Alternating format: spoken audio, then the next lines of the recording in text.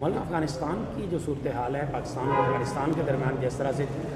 झड़पों से मामला आगे जंग तक चला गया, और अब इंडिया जाके जो कुछ अमीर खान मुत्तकी ने कहा कि आप अपने अपने बॉर्डर की हिफाजत नहीं कर सकते तो हम पे क्यों डालते हैं, तो ये क्या देखिए ये सारी चीज़ें क्यों परवान चढ़ी, कैसे परवान चढ़ी, उसके पीछे क्या असबाब थे। बज़ाहिर तो दोनों के लिए दलाइल भी मौजूद हैं, नज़ायर भी मौजूद हैं, हर एक के पास अपने दावे के लिए कुछ कहने के लिए मवाद भी मौजूद होता है। लेकिन हमें बुनियादी तौर पर सोचना चाहिए कि पाकिस्तान और अफ़गानिस्तान एक दूसरे के लिए कितना ज़रूरी है। हमें ये भी देखना चाहिए कि हिंदुस्तान जो हाल ही में हम पर हमला कर चुका है और हम उस वक्त भी उनके साथ हालत जंग में हैं, और हिंदुस्तान अब भी धमकियां दे रहा है, क्या मगरबी महाज खोलना ये एक बेहतरीन जंगी हिकमत अमली है,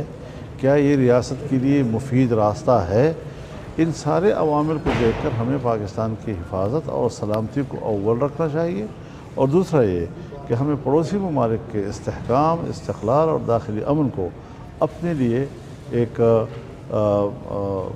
मफाद तस्वुर करना चाहिए, और उसकी हिफाजत के लिए फिर हमें हिकमत अमली के साथ जाना होगा। इसमें कोई शक नहीं है कि अफ़गानिस्तान में एक नई हुकूमत है, 3-4 सालों में वो इतनी बालिग़ नज़र नहीं बन जाती कि हम उनसे आलमी मेयार के मुताबिक सफारती तवक्कुआत रखें, सियासी तवक्कुआत रखें, तिजारती तवक्कुआत रखें, या उनसे ये तवक्को रखें कि वो इतनी मुनज़्ज़म कोई फ़ौज वहाँ पर वजूद में आ गई है, नहीं है। वहाँ की इंटेलिजेंस का नेटवर्क इब्तिदाई मराहिल में है, जबकि पाकिस्तान हर लिहाज से इस हवाले से आलमी मेयार पर पूरा उतरता है, अपने सियासी पॉलिसियों के हवाले से, सफारती पॉलिसियों के हवाले से, दिफाई क़ुव्वत के हवाले से, इंटेलिजेंस की एक मजबूत नेटवर्क के हवाले से पाकिस्तान को दुनिया में एक अहमियत हासिल है। मैं अपनी हुकूमत को भी यही मशवरा दूँगा कि हम इस सारे मामले को इंतहाई तहम्मुल, बुर्दबारी, संजीदगी और गहराई के साथ देखें, और मैं ये कोशिश करूँगा कि दोनों ममालिक वो राब्ते में आ जाएँ और बातचीत के ज़रिए से अपने एक दूसरे की शिकायत को दूर करें, और एक मुस्तकिल दोस्त पड़ोसी की तरह रहने का आहद करें। मौलाना साहब, आपने माजी में एक किरदार अदा किया था, आपने दौरा भी किया था, वज़ारत ख़ारजा से ब्रीफिंग लेके गए थे, वापसी आके बताया था एक कौमी लीडर की हैसियत से, तो क्या अब भी कोई किरदार अदा करने को तैयार है? बिल्कुल हम तैयार हैं इसके लिए, लेकिन बहरहाल कुछ ज़मीन ज़रा हमवार करनी होगी दोनों तरफ। अगर गर्मी के माहौल में हम बात करते हैं तो मुमकिन है वो नताइज सामने ना आ सकें, जो थोड़ा कुछ वक्त गुजरने के साथ साथ इस तरफ जंगबंदी भी हो गई है, तो मैं सोचता हूँ कि अब ज़बानबंदी भी होनी चाहिए। एक दूसरे के ख़िलाफ़ प्रोपेगेंडा और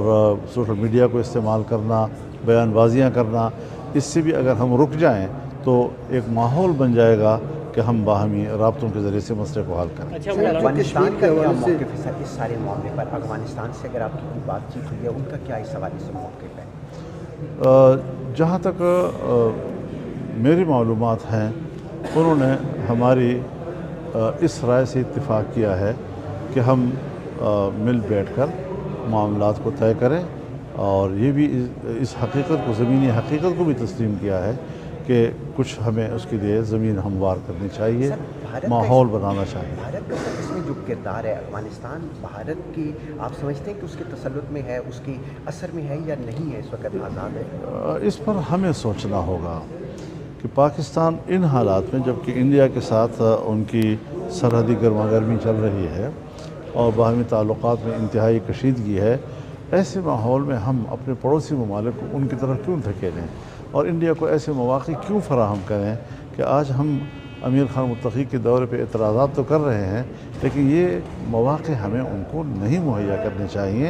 ये हिकमत अमली हमारी होनी चाहिए, एक पड़ोसी मुल्क पाकिस्तान के करीब तर रहे। मुत्तकी साहब ने जो एक स्टेटमेंट दी कि कश्मीर जो है वो भारत का दाखिली मामला है, इससे पाकिस्तान की खारजा पॉलिसी को बहुत ही नुकसान पहुँचा है, और मेरा ख्याल है कि पाकिस्तानी अवाम के जज्बात को और कश्मीरी अवाम के जो जज्बात हैं उन्हें बहुत ठेस पहुँची है। मेरे ख्याल में उसके ऊपर बहस करने से पहले हम खुद बहस करें कि कश्मीर पर हमारा किरदार क्या है, माजी में क्या रहा है,